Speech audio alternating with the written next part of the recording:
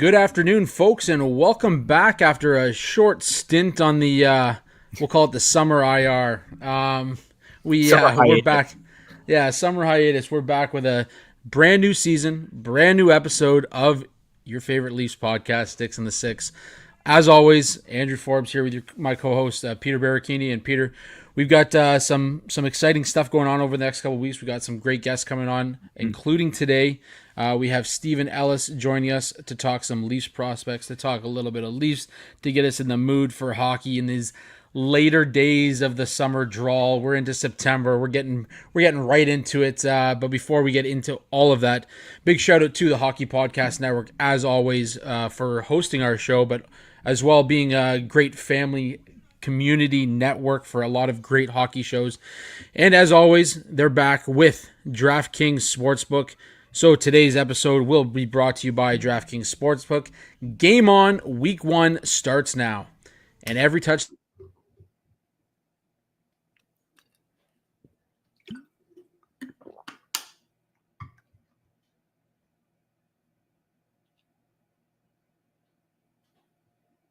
And it looks like we may have already had some technical difficulties. Andrew's screen has frozen.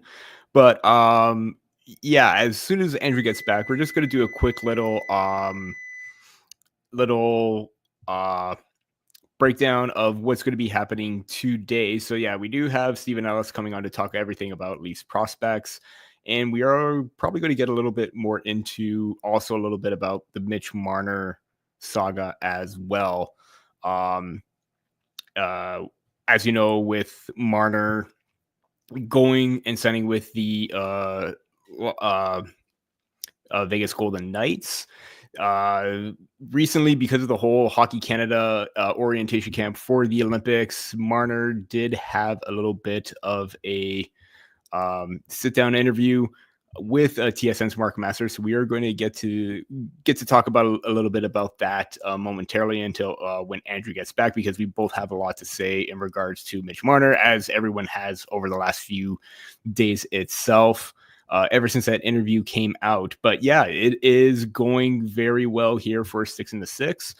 Obviously, we did take a little bit of a summer break, a little bit of a time to rewind, regroup, relax, get set for the season coming up as well. That appears to be the case right now. We're already in September. Training camp is just going to be around the corner. We are looking forward to what the season brings. And this is going to be something of possibly another step forward for the Maple Leafs in regards to trying to get over that hump of the second round, because of that loss to the Florida Panthers. It left a sour taste in everyone's mouth based on how it ended. So now, with everything going on with the offseason acquisitions, with new faces, Marner out, it's going to be interesting to see how everything is going to unfold. I do think that in all this, it will present a little bit more opportunities for everybody right now coming in with a lot of new faces, but we'll save that for when we do our full season preview. And Voice of the Fans Canada is back. Yes, we did have a great summer. Let's hope we get to the Stanley Cup parade right then and there. And I did the best I could to hold down the fort for Andrew as he jumps back in right now. But yeah, the summer days, especially in August, kind of was a little bit of a lull for a lot of us, coming up with like content ideas and everything like that. Not a whole lot to talk about. But, now that it's September, now that everything's changing over from August to training camps, there's going to be a lot to talk about right now. So, yeah, Andrew, I try to hold down the fort as best as possible after the little technical difficulty there, but yeah, there we go. No worries. Season premiere troubles right off the hop. Good way to kick off the year. Let's do it. Anyways, I'd rather get through or like deal with the technical difficulties early on than later. Yeah. But then again, it's going to happen. It's technology, man. Get it out of the way. Anyways, we will welcome our guest, Steven Ellis, on. We'll get back to the ad read in a little bit. Obviously, we want to get that out of the way as well. But Steven Ellis, welcome back to the Sticks in the Six podcast. How are you doing, buddy? I'm doing good. How are you guys doing? Well, doing great. better. Hopefully, if Yeah. everything stays intact here for our first episode of the season. But we'll see how it plays out, man. Good. Hey, tech things happen. So obviously we've had you on before, and we love getting your take. You got a lot of prospect conversation that goes on in your realm as well. Before we get into some prospect talk, Leafs, are they better or worse this season? And what are we doing with filling that gap where Marner left? From an NHL perspective, I do not know where. I don't know where you're getting those points from when you lose a guy like Marner. I get you need to make a change there, right? Like I get that just simply wasn't working. But T.S. Michelli wasn't great last year, and Dakota Joshua, I don't expect him to put up a lot of points. And then from beyond there, it's just, you look. Are they a tougher team to play against? I guess we'll see. Are they going to be a better team? No. Does that mean we could see some guys shine? Could Max Domi turn into the player that the Leafs were hoping he'd be? Maybe. Could Matthew Nyes take his game up another step? Maybe. You're just going to have a hard time replacing all those lost points there. Absolutely. Yeah. And it is a great question because there is a whole thing about, points by committee. We talked about Michelli. Could he get to form? Could at least Dakota Joshua get back to that 30 points right there? Are the Maple Leafs going to sign Jack Roslovic, who have they been rumored to kind of be the front runner right now? So if you split Marner up with 4 different players, there's that possibility. Obviously, with Mitch Marner moving on, we're here to talk about the Leafs prospect system. I think that we can all agree that, from what we've seen with a lot of the players in the system moving on, like Fraser Minton, Nikita Grabenkin, Alex Steeves signed elsewhere, obviously there's not a whole lot of substance with the Maple Leafs prospect pool. You have some names here and there. They even loaded up with a couple names that have a lot of potential at the 2025 draft. But where's your take on the whole entire system? Are they... I mean, I kind of figure I would know the answer to this. Are they more towards the bottom of the league standing in terms of prospect depth? Yeah, 100%. And they have been basically since I've kind of followed prospects here. And I think with them, it's just, when you're in a pursuit to win at all times, right? You're not going to have a good pipeline by any means. But for the Leafs, it's one thing I'll give them credit for. It feels like their goaltending is probably the deepest it's been in a long time. We'll see if any of those players end up working. Like I'm not as convinced about Dennis Hildeby as I was, maybe this time a year ago. But I had Toronto as the 23rd best pipeline in 2024, 25, and then this season I've got them 24th, so one spot lower. But Easton Cowan, he's a top end prospect in this pipeline. Ben Danford's got some second pairing potential. Beyond that, there's a couple guys you're hoping kind of hit, but for the most part, yeah, this is not a strong pipeline, and they don't have a ton of trade chips either. I think that's kind of important because at least when you had Fraser Minton last year and you had Nikita Grabenkin, those are 2 guys that you could offer up in trades and get good value. They're lacking at this point heading into the season. They're lacking guys like that, so I think that's where it makes things a bit tougher. And you mentioned that, like, they do have other names, and we will talk about like some of those names as well. But I think the main one that everyone's going to be talking about is Easton Cowan this year. Obviously, he has some experience with the training camps of the last few seasons. Didn't quite make a statement last year. Goes back to juniors, has a good season, wins a Memorial Cup, wins another OHL championship. Does it feel like heading into this season, there's not necessarily a whole lot riding on Easton Cowan to make the roster, but this is his best chance to, given that he can overleap someone like a Nick Robertson? Could he be in that middle 6 conversation with the Maple Leafs or even in the top 9 come when the season starts? I think he should spend the bulk of the season in the AHL. Go out there and focus on just playing a lot of minutes right away. Continuing to learn how to use your strength there, your speed there, and make decisions at a quicker pace. And I think when he played in London, he was surrounded by great talent all the time. And there were shifts where he didn't have to do a whole lot to be effective. That's going to change the pro level. And given that he's only 20 years old, there is no rush, in my opinion, to get him in to a top spot. Like, could he make the NHL right off the bat and be a top 6 player? Absolutely. Especially if Michelli doesn't have a good camp and you don't see much out of Nick Robertson and Domi doesn't end up being a good fit, then you open up an opportunity for Easton Cowan. But I don't know if that spending the whole year going from the OHL to the NHL and hoping that works. I don't know if that really is the right method. So I think he should spend the majority of time playing in the AHL. That being said, I do expect him to play probably double-digit games in the NHL, whether it be 10 or whether it be 12, give him an opportunity to prove himself there. So that's kind of how I'm looking at it. It's broad, but at the same time, like he shouldn't be a full-time NHL player this season. I was reading this morning that there's some conversation that they start that there's that rule in the new CBA where there's going to be potential for some of the younger players to get that opportunity to play at the AHL level rather than go back to major, junior, or what have you. If that does come into effect this season, which seems to be the speculation early on, is there a candidate within the Leafs organization that you see as a potential player that could make that jump? I don't know if there's anyone that would really benefit from it too much. Like I think with Danford, he's got an opportunity to be a big leader in Oshawa. Like just focus on that, let him play those games, those minutes, and try and make Canada's World Junior team, things like that. And we look at who else they might have. Like Tyler Hopkins isn't close.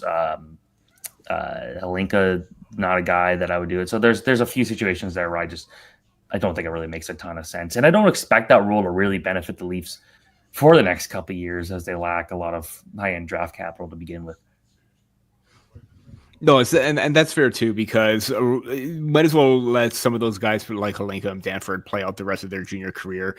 I do think that this could be another big year for Ben Danford. I think he could take another big step, and I believe he's at that NHL rookie showcase right now where they're doing a lot of that, on ice media availability right now, and based on what we've seen with Danford and the progression that he's had overall, I mean, what do the Maple Leafs really have with Danford at this point? Because it kind of feels like we just see him as like another version of Chris Tanev 2.0. But is there that level where the offense could kind of take off just a tad bit, kind of like what we saw with Noah Chadwick over the last few seasons?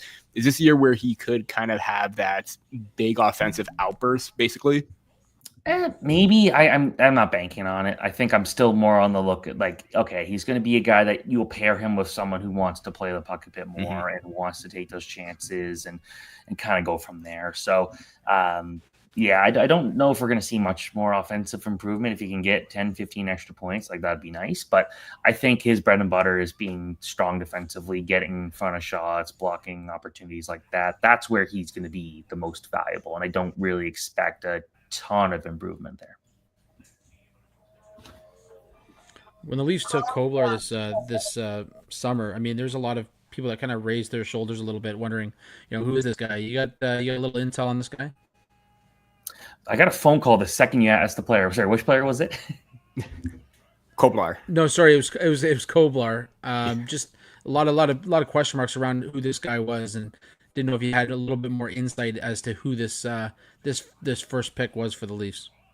Yeah, he's a big, a big two-way guy who's got that 6'3" frame that you're looking for. He's not out there crushing guys, but he can physically hold his own. He's competitive. I think he's also a pretty good skater, which you're looking for when you got someone 6'3" or taller.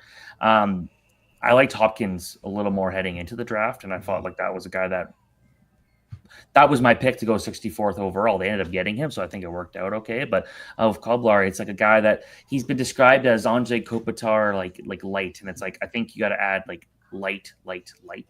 Like we're not talking about a guy who's got a clear path to the NHL by any means. I don't know if he's skilled, smart enough to be able to do that, but definitely an interesting prospect that some scouts thought like, okay, like maybe we'll see him in the top 90. Taken in 64th overall was definitely a pick that Toronto clearly believed in him. They must have thought some team was going to take him a little earlier, take him before that next pick at that point. But I think he's got to unlock another level to his offensive game. But give him some time in Sweden, see what he could do there, and maybe a couple of years we'll talk about him in the AHL, but not too high on him. I was about to say, I believe the Brampton Steelheads own his OHL rights. Do you see him like me? I mean, probably the pro level is going to be best for him because of that size factor, because of that ability to translate a little bit more, develop his skill set a little bit more. But would juniors be an option for Koblar as well if he comes over to play on the North American service to get acclimated to that? Yeah, I don't know who he would play with given some of the players on that team. Yeah. But I think that there's always an opportunity where if you're not playing a ton in your pro rank back home, like come play in the CHL, come get that ice time, come get those opportunities, and just get comfortable with the landscape. Now, like players are training more on smaller ice. A lot of the European leagues are going to smaller ice. Like that small, big ice thing's not as big of an issue as it might have been 15, 20 years ago.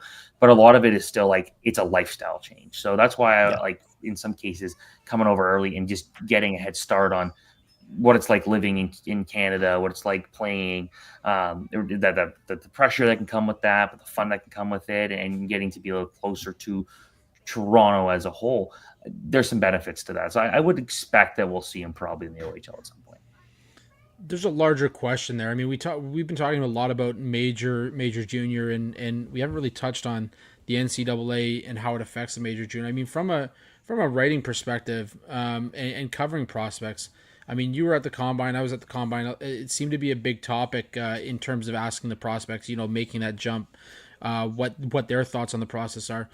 What are your thoughts on the NCAA opening this up and how it changes the horizon for maybe major junior in Canada?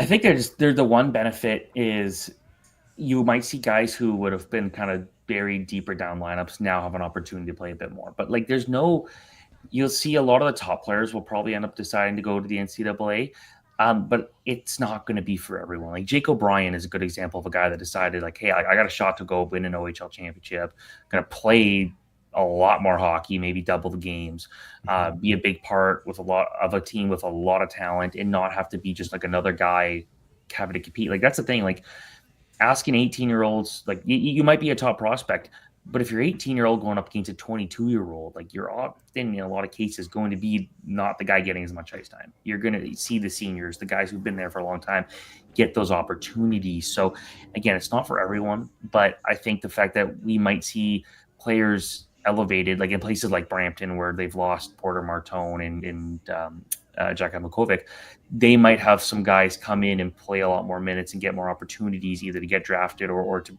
boost their stock overall in a way that wouldn't have happened with the lack of ice time or lack of opportunities behind some of these players. So I think it's obviously great for the players, and anyone that's saying the CHL is dead, I think it's a bit premature. Obviously the talent they're getting compared to the talent they're losing, they're losing better players than they're getting. But I think this opens up, again, like I said, like chances for guys to really shake things up and put themselves on the map in a way that we haven't seen before. Gavin McKenna basically was one of those top names that surprised everybody jumping to the NCAA, although it's been rumored that he was going to make that jump. Just didn't depend on what school he was going to. But obviously because of that new rule right now and possibly things with the new CHL agreement where they could look to send players to the AHL if there's that, that fine line where they're not ready for the NHL, but they're too good for the OHL. Do you see a potential future where that could become a new norm in terms of where maybe they will scrap the NCAA rule, they will go to the AHL thing? I know Andrew and I talked about this quite a bit, where they do find common ground where if they feel like they're good enough for the AHL, they could go there as opposed to trying to find that college, middle ground kind of role right now. I think so, because you're getting trained better for the pro game in the AHL than you're going to get pretty much anywhere else. So if that becomes an opportunity, that's going to spice things up even more. And I know in a lot of cases, you look at the CHL teams and they were going to be hurt by not having these star players come in. Like I remember when Quinton Byfield played for Sudbury, and he would draw a lot of attention whenever Sudbury was on the road. And it's like, we could see this guy who's like a top prospect, and that would help ticket sales. I think that's going to be something that teams will miss when these 19-year-old guys are going to go play in college. Now you got to compete with the AHL too. But again, it's all about perspective. Like some players might just need to play 23 minutes a night and be a top line center, as opposed to, okay, I might get better competition, I might get stronger in AHL, but I might only play like 11 minutes a night. Like prioritizing ice time always should be number one. You want to take that opportunity, get the best ice time against the best competition. You want that perfect balance. And that's why having all these different avenues is huge for players. But what works for one guy might not work for another guy. And that's just kind of how things are going to go. Like Matthew Schaefer, like I don't know if going to college would have been the right move for him. And obviously he signed his ELC, so he can't anyways. But it was like, for me, it was either play in the NHL or play in the OHL and maximize your playing time. And that's where things will get interesting with him heading into the start of the season. But there are other guys where it's like, okay, Porter Martone, you don't have much more to prove in the OHL. Go out there and work on your defensive game, spend a lot more time in the weight room, and maybe just focus on using your big frame to your advantage. That's where I think it's like a guy like that will benefit a lot. So for McKenna, I know a lot of talk. It's like, oh, he's playing so many fewer games. Like, is that going to hurt his, like his preparation going to the NHL? It's like, no, he's going to still be working with a high-class program of all high-class coaches and get really good facilities. Like, I think he's getting better prepared than if he had stuck around in the WHL, got lazy because he's putting up 150 points and doing a whole lot of nothing out there otherwise. I know we all, anybody who kind of talks prospects or does rankings, we all come out with an way too early 2026 rankings. A lot of people do. This is going to be a bit of a deeper draft than, say, maybe the past couple of seasons. What is your take on the first round going into 2026? And obviously the Leafs don't have one, so we got to ask the question, is there a guy maybe the Leafs can focus on down the road in that draft that might draw the ire of Brad Treliving and his team? So I think the first round talent is going to be better than usual. I don't know if this is a deeper draft per se. I don't think we're going to see a lot of great goaltenders this year. I think there's going to be some elements that we were missing in this year's draft, but the high end is going to be what's worth talking about, as opposed to kind of what the Leafs looking at. At this point, I think it's too early to really say, but I'll say that look at this group, it's going to be interesting to see how many real contenders are first round picks. Like, I think you ask a lot of scouts, it was hard to put 32 players they liked in the 2025 NHL draft. Is that going to be the same situation here? That I'm not too sure yet. The Hlinka is a good little teaser, but it's still a summer hockey tournament where a lot of the best players aren't there. So you got to take that with a grain of salt. But I think it's going to be one where, will someone like Oliver Murniks out of Latvia fall, and maybe the Leafs can get him? Maybe someone like William Hackinson of Sweden doesn't end up being as good as he could. Maybe JP Hurlbert going to out west was a terrible move for him, and maybe he should have stuck in TDP. Who knows? It's early, but I think that's part of the fun of this year's draft. It's going to be a lot of moving parts and a lot of players that should be in the contention here for first round picks.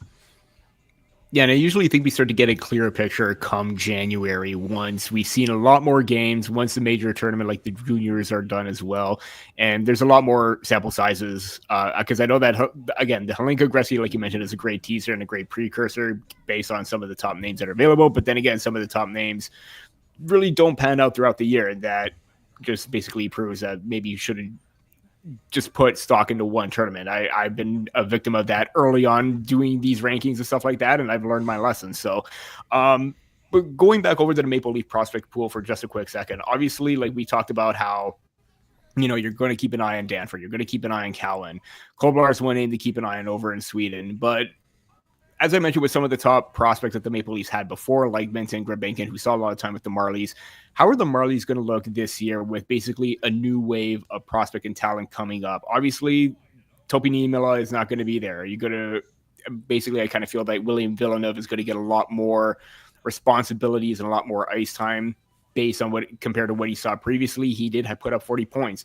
Are you going to rely a lot on Luke Hames, who had a really solid, shortened collegiate season, but looked very good before the Maple Leafs signed him? We going to see a little bit more progression with Noah Chadwick? What are some things you're looking at or some names to watch in the Marley system this year? I think it's how you're going to manage the veteran presence with the younger guys. Like you look at their goaltending, for example, like Dennis Hildeby and Akimov. Like those are two guys that should be getting a lot of the starts. But then they signed Ken Appleby. And that's a guy that I think will probably be one of the guys who go AHL, ECHL, but he's proven he could be a good EC or a good AHL goaltender. So does that take starts away? I don't think so. They don't have the situation of like a Matt Murray. I think that really helps for them. You look at the blue line, they've got a lot of older guys out there, but you got Mermis, you got Myers, you got Benning, assuming he does anything. I would like to see a bit more from Villeneuve. That was a guy I was really high on like 3 years ago, and I feel like we haven't seen a ton of improvement, but there might be an opportunity for him to kind of get that step forward, because it's like Chadwick. I like Noah Chadwick. I'd say he's the defenseman that everyone should be watching. There isn't a whole lot to get excited about that blue line. Like I know I've never been a Cade Weber fan. I remember when people were saying he should have been in the playoffs when they signed him. It's like, guys, he's not that good of a defenseman. But then you go out there and you look, and it's like, I think forwards, you're hoping guys like Heems will show up and play well. Like, will Ryan Durberg, will he kind of figure things out? Alex Nylander, is he going to maybe get another NHL contract midway for the season like he did last season? So there's some good veterans. There's some decent young guys. It feels like they're going to lean a lot on those veterans, but then you look at Easton Cowan, and like, there is a role where he could be, or a situation where he could be the number one center for that team and play a lot of minutes and get those perfect opportunities he's looking for right out of the gate. So yeah, I'd say it's going to be, don't expect this team to challenge for the Calder Cup, but I think you're going to see that this team will have a good balance of veterans and young guys. And then also, just on a minor note, I'm happy Mark Johnstone's back. That's a guy who just loves to battle. Like, he's not an NHL player by any means, but just like, he wants to win every shift. And I remember watching him up close, taking pictures of Marlies games years ago, and thinking like, man, this guy just doesn't do much with the puck, but he wants the puck. And that's always interesting. Yeah, no, Johnson is a really good note that you brought up on, because I remember going to games and seeing him. He is just an absolute workhorse on the ice, no matter what. Like you said, the points may not be there, but he is just absolutely energetic. And those are the kind of players that make a difference too. I mean, it did kind of catch the Pittsburgh Penguins' eye to kind of sign him and bring him into their system, but now he's back with the Marlies, so that's a good sign.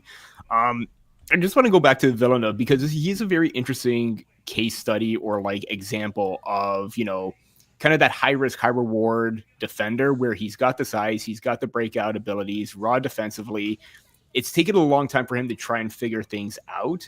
Do you see a path for him at any point possibly being in the NHL, or is he still going to be a foregone conclusion, just maybe a, full-time AHLer when it's all said and done? I think he'll be a full-time AHLer, like maybe get like a game or two. But the fact that he's been with the Marlies for 3 years, had a solid offensive season this past year, and didn't get a call up, it makes you think they're not thinking too high on him. And at this point, he's barely even a prospect, right? Like, he's 23, he'll be 24 before the season's over. Like, this is a guy that's has been around for a while, and it's kind of too bad, because I remember at one point there was a lot of talk about him being a potential top 50 prospect for his draft year, and it just kind of fell off a bit and just didn't have the season that he needed that year. And he's got a decent frame, but he's not overly physical by any means, which I feel like would help him a bit if he was. He's not shooting a ton, so that doesn't get me too excited about him. It feels like he will never play in a power play in the NHL, and that's where I would feel like some of his points would come from. So I feel like he's a guy that maybe he's your Marshall Refi other version, who's more skilled version of him, basically, where you just you call him up when you need him for a couple of games. But the fact they haven't at this point already makes me think that it's I don't see an NHL future for him. Also, you mentioned about the fact that Jake O'Brien going back to Brantford, because obviously they're going to be on a deep run, and the Bulldogs brought in Sam McHugh, and I think one of the more underrated seasons for like the Maple Leaf prospects, and where he put up a ton of goals, splitting between Flint and I believe it was Owen Sound. Owen Sound, yeah. So scoring that many goals and being putting up that kind of offensive numbers, despite the fact that he's not going to be a possible top six, probably a bottom six kind of player.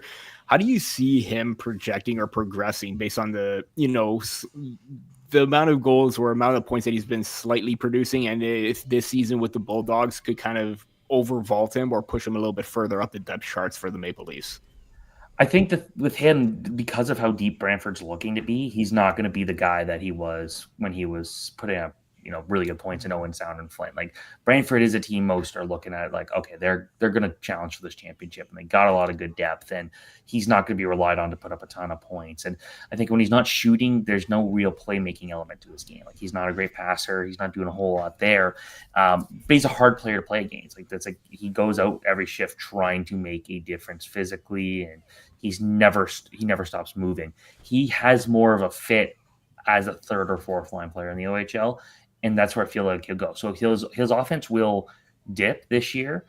It's whether or not it's like, okay, it's a dip because he's doing these other things really well and he's thriving in his role, or he dipped because and he's also not doing these other things. That's where things will be a bit more concerning. But for a guy that I don't think anyone really expected to be a serious NHL prospect, he did establish himself as someone to keep an eye on. So there is that positive news there. But I do think that it was nice seeing him put over 50 points last year. Like, I don't know if we're going to see that again. I think you're going to see a downturn, but as long as he's continuing to chase guys and be that energy forward who hits hard, he will bring value to Brantford. Will that matter to the Leafs? We'll see.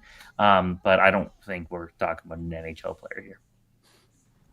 Just one more question to end it off, Steven. We thank you again for coming on, sharing your analysis and take on the Maple Leaf system and prospects in general.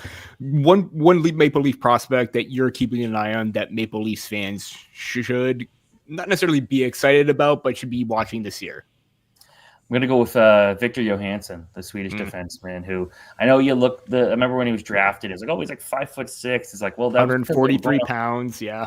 Yeah. They're going off of data from like 3 years before that. Like, it wasn't actually he wasn't that small, but he wasn't big either. So like, it was that. But watching him the summer showcase again, it's just another summer tournament. You can only take so much out of it. And Sweden was bringing like, they were playing in 3 different tournaments this summer. So they brought completely different lineups for every event.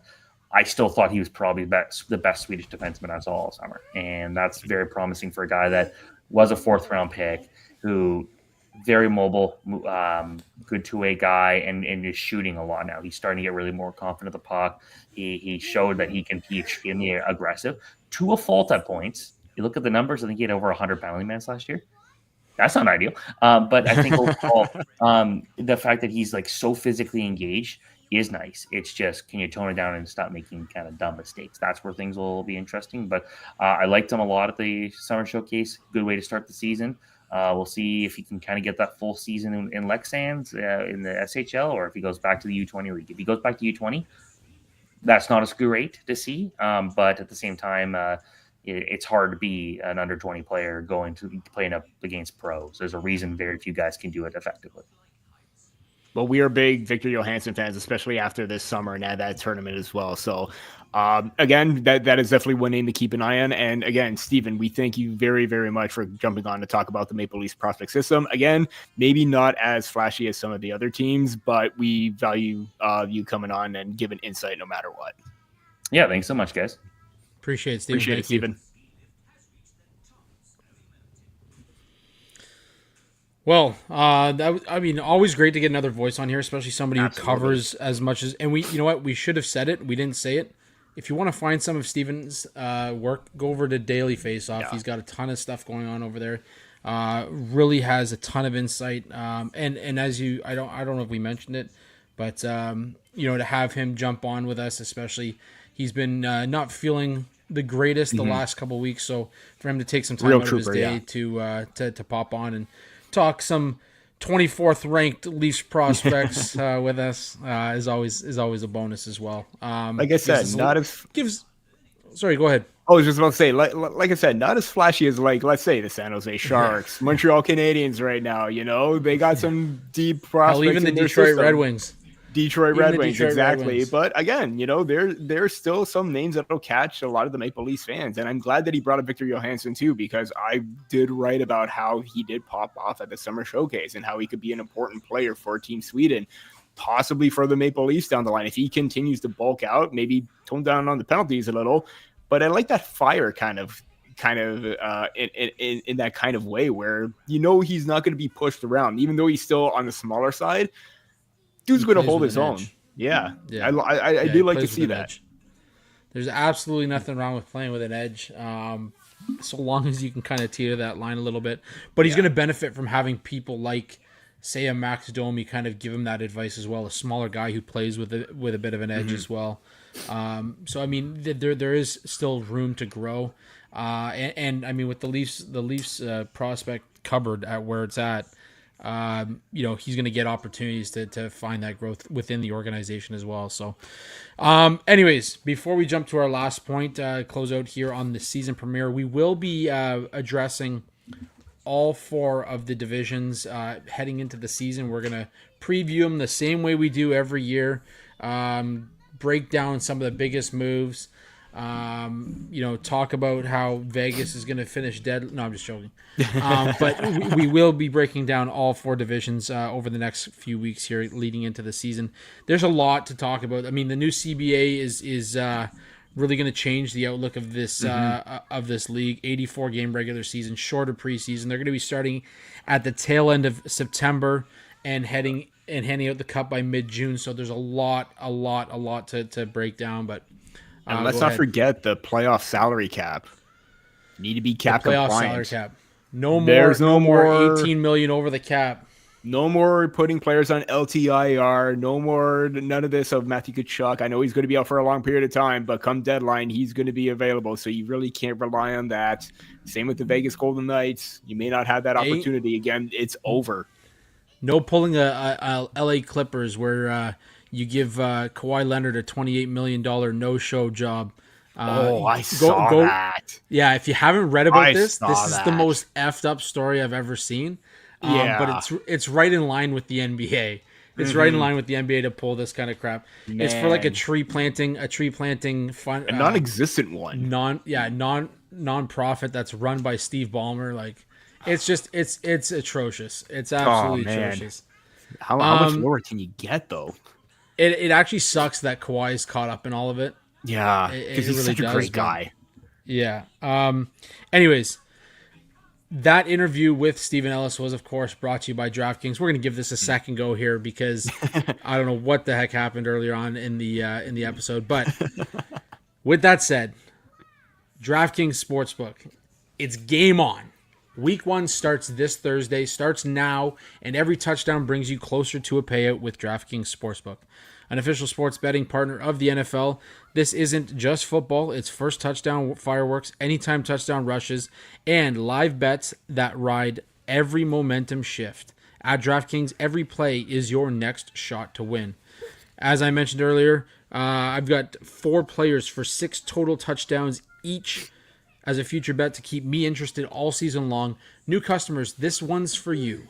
Bet just $5 and get $300 in bonus bets instantly, plus grab over $200 off NFL Sunday Ticket from YouTube and YouTube TV. Your season starts now. Download the DraftKings Sportsbook app and use code THPN. That's code THPN to get $300 in bonus bets instantly when you place your first bet of $5 or more, plus over $200 of NFL Sunday Ticket from YouTube and YouTube TV in partnership with DraftKings. The crown is yours. Gambling problem? Call 1-800-GAMBLER. In New York, call 877-8-HOPE-NY or text HOPE-NY 467-369. In Connecticut, help is available for problem gambling. Call 888-789-7777 or visit ccpg.org. Please play responsibly on behalf of Boot Hill Casino and Resort, Kansas. Fees may apply in Illinois. 21 plus age and eligibility varies by jurisdiction. Void in Ontario. Bonus bets expire 7 days after issuance. See sportsbook.draftkings.com/promos. NFL Sunday Ticket offer for new subscribers only and auto renews until canceled. Digital games and commercial use excluded. Restrictions apply. Additional NFL Sunday Ticket terms at youtube.com/go/NFL Sunday Ticket/terms. Limited time offer. I got to get back into the groove of reading these things here. Maybe we'll throw the little sound bite in at the end for the disclaimer next time, but you don't have to hear me read out 17 numbers, get all confused, and hear this voice just rattling off. God, I was about to say you didn't miss a beat though. Aside from the first pickup, that one you didn't miss a beat. So yeah. All right, before we close out the episode here, it's in the title of this episode. We didn't talk about it. Yeah, we didn't jump on to talk about when it took place last week, but we have to talk about it now. I think we'd be crazy not to. There's a lot of animosity in Toronto when it comes to a certain someone named Mitch Marner, and as a player, as a genuine player, I think we talked about this when he moved on from Toronto. He's still one of the most incredible players in the league. There's no questioning that. No doubt. I want to get your take on this media availability with friend of the show Mark Masters did it at Team Canada's camp. Mitch Marner was there, sat down with Mark Masters, somebody he's obviously more comfortable with from the mainstream media, which seems to be the one of the piranhas Sticky that are points. attacking him. But I want to get your take. What did you take away from his sit down with Mark Masters, knowing that his agent was also on a show only 48 hours prior, saying basically the same response to questions asked? Yeah, timing is a little fishy. I will say that, and basically, like you said, it's basically trying to put a spin on like the whole media and everything, but it's like the criticism of Mitch Marner, the player, was kind of warranted. But then again, you get into the whole other aspect of like the social media thing, the harassment and all that. Obviously, that is 100% uncalled for. Like those are the fans that really don't give a rat's ass, and they will just troll. And you're gonna, I mean, it's absolutely disgusting that people would go that far to do that. But at the same time, it's been already noted that he had already decided to leave back in February. And then all this stuff about, the security and everything happened post playoff, like right after Game 7. So I don't know what to make of this whole saga situation anymore, because it's just trying to, I really just don't know what to say anymore. I really don't. There are no words, man. There are no words basically at this point, because for you to have a sit down like that, and even then, even the biggest comment too that I thought I took away from this is, we lost a Game 7 as the fashion that we've done it in the past. That to me just shows that there was no sense of change on how you lost critical games. There was no sense in you playing to the best of your ability. Because if you had to say that, again, it's just like, we lost Game 7 like we normally do. That's not a good mentality or mindset to take.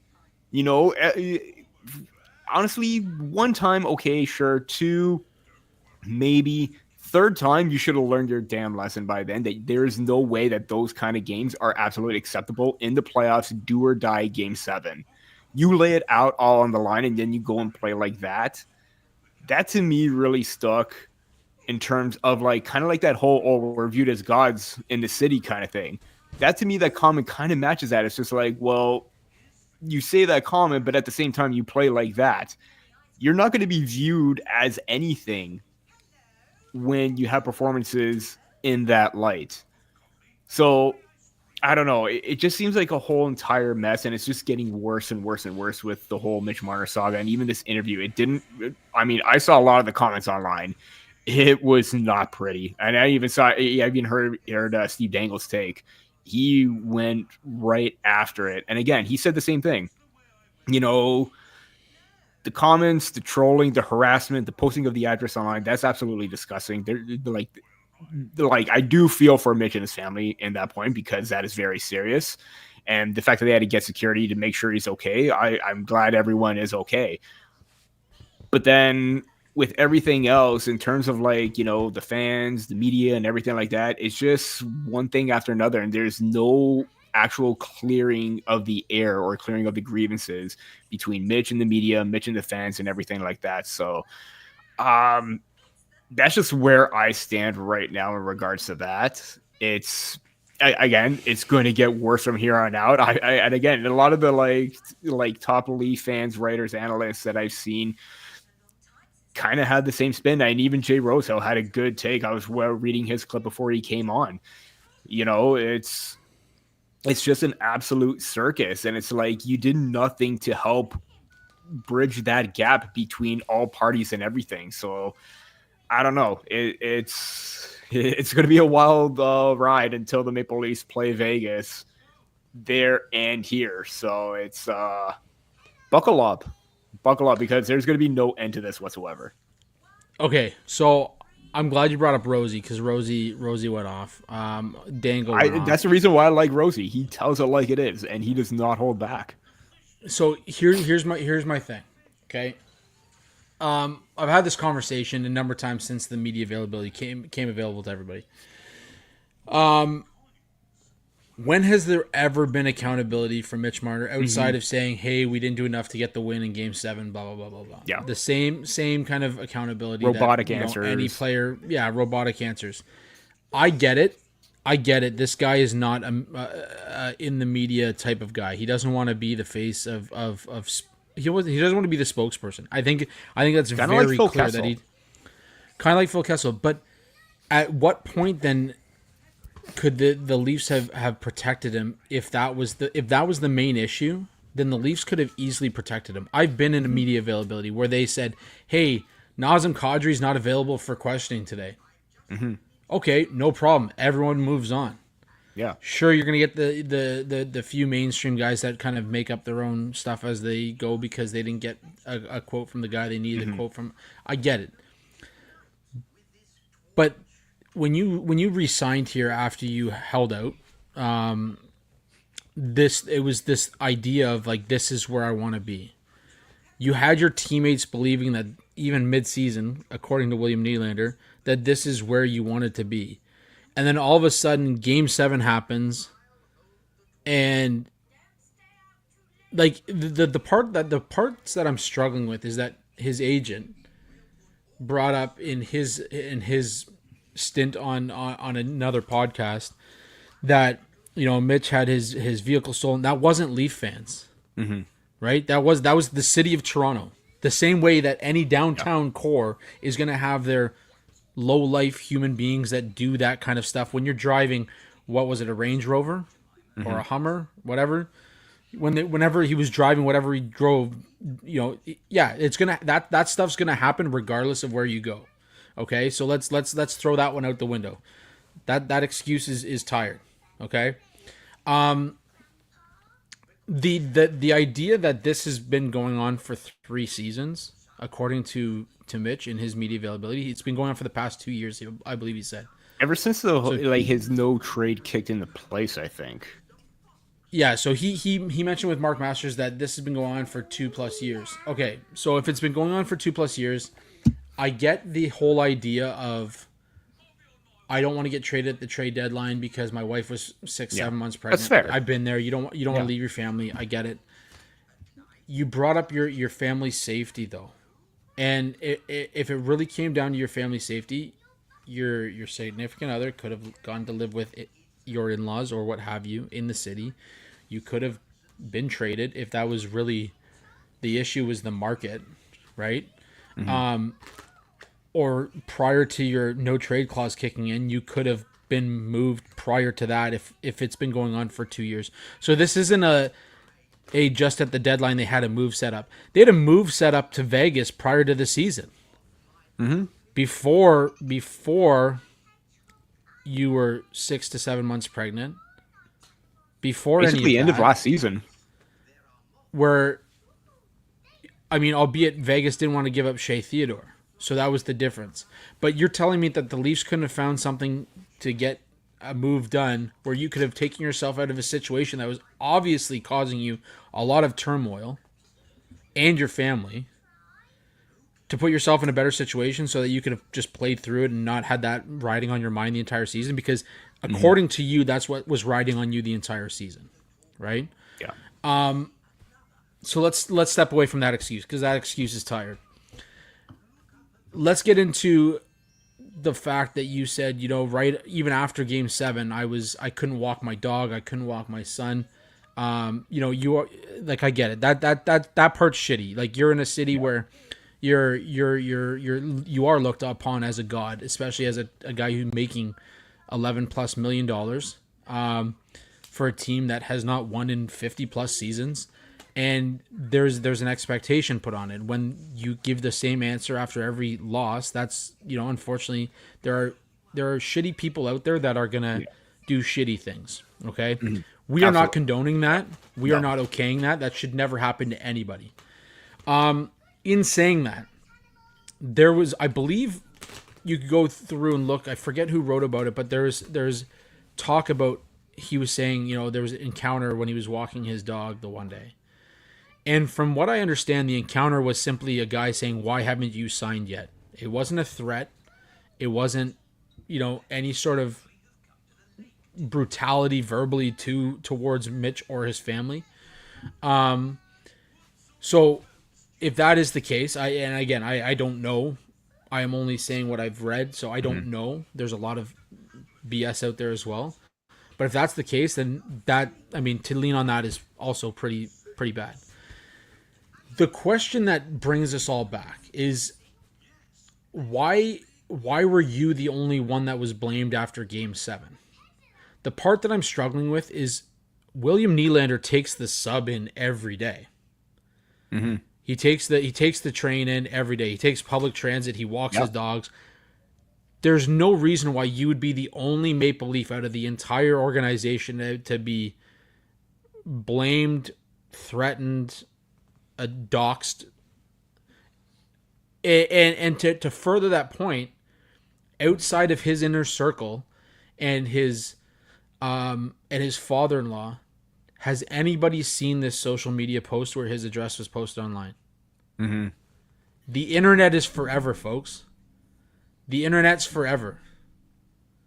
So if that was truly the case, somebody out there has a screenshot of his address being posted online. I'm not saying repost it, blur it out and show us that it was posted. Mm-hmm. Right? Like, nobody has seen this outside of Mitch Marner's inner circle and his father-in-law. And maybe the security that he hired, which, again, at the time, you were still property of the Toronto Maple Leafs. You can't tell me that the Leafs would not have taken care of you. Mm-hmm. You cannot tell me that the NHL would not have taken care of you. You're one of their top 5 wingers according to NHL Network.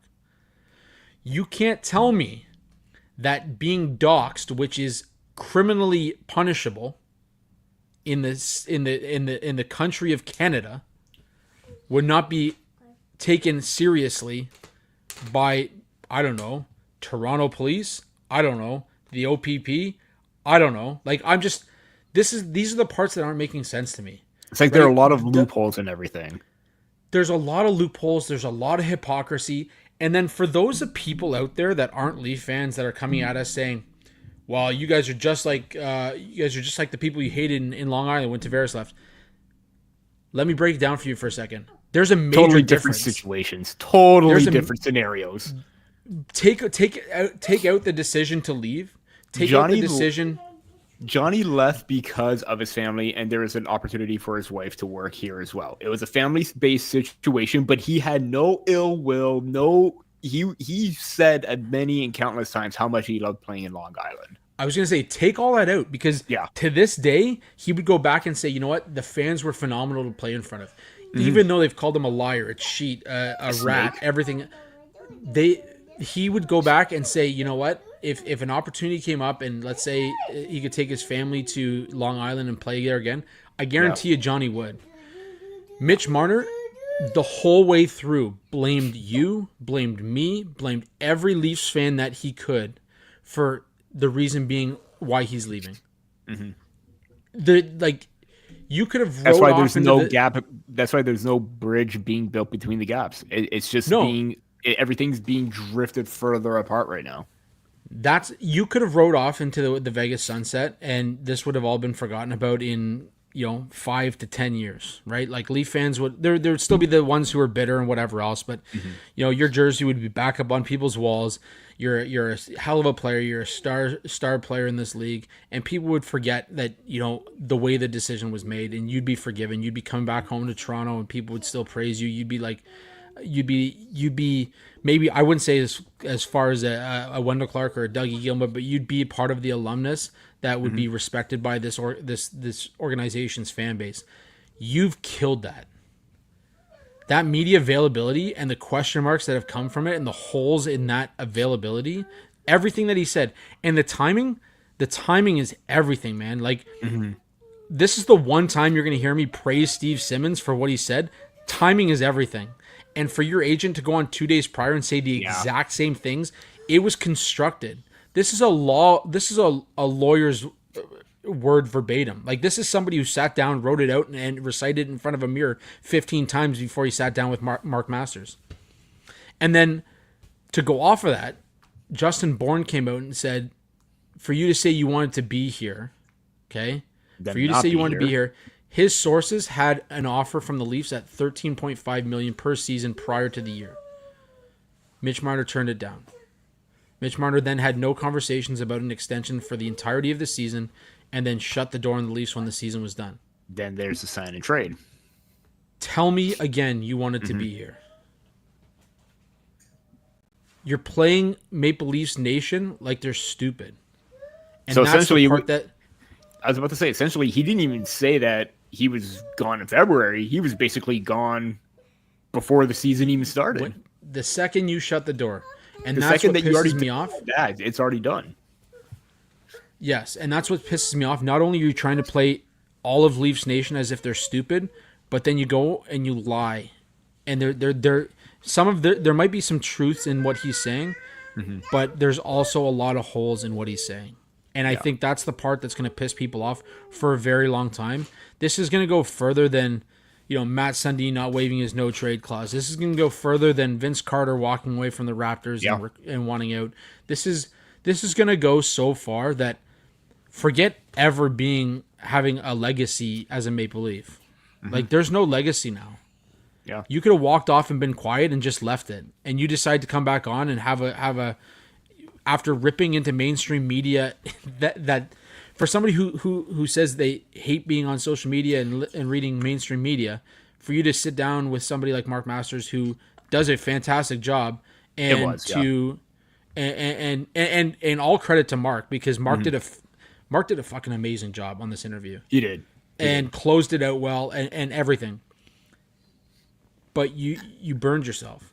You burned yourself. You set up the stake, you tied yourself to the stake, and you burned yourself. And again, I want to make very clear that I do not condone ever threatening a player or an athlete over a bad performance. They're going to have it. They're human. We get it. They have families. They've got more going on outside of the game as well. So if anybody's doing that and they're part of Leafs Nation, you're not a real fan. Just leave. You're not a real fan. And I've said this even with the post too, like, Marner deserves a lot of the criticism for like the performances, but again, like I said before, even with my comment too, there's absolutely no need to do that and harass a player just because of that. Like, you could think critically and you could criticize him for having the kind of performances, but that's the line where you should draw. There's no need to do what you need to do or even go beyond that. Like, it is absolutely sickening. Yeah. So anyways, that's my piece. I've said my piece. There's people out there that are gonna argue with me on my thoughts on the matter. But I'd like to interview, if you still disagree or want to read more, check out Andrew's piece on the breakdown of his interview. That was a really well done piece, man. I appreciate it. Yeah, and honestly, it's I was watching it, hoping to have some forgiveness, hoping to put his jersey back up on my wall one day, because I do think he's a phenomenal player. I came away with more question marks than I did going in. And that's the part, and the playing off Leafs Nation like they're stupid, that's the part that stung a little bit. And I think you know what? Fandom. It's a crazy thing. We take things personally. Yeah. It's there's a way about going about things, and I don't think the Leaf fans who threatened him, I don't think that's right. And the way that Mitch Marner came back and tried to play this off as if it's Leafs Nation's fault, that's not right either. So at the end of the day, it is what it is. Marner for under 70 points this season. There's your future pick for DraftKings Sportsbook. So throw a little $5 on that. Marner for under 70 points. Anyways, we're back. Season 6 is upon us. It's crazy that we've been going through 6 seasons of this. We have some fans or fans. I hope we have fans. We've got some great interviews coming up over the next few weeks, and we hope to do more this season. Bring on some current, maybe former players as well. Not necessarily Leafs. Doesn't have to be Leafs. Let's get some people on. Absolutely. And see what's going on. Big shout out to a friend of the show, Gavin Bryant, who is now down at Sacred Heart, kicking off his first NCAA season. So we're excited to follow that, see how he's doing. He mentioned to me he'd love to come back on. So we will chat with him, of course, very soon. I also have his interview coming out in the next couple weeks as well. So make sure you check that out.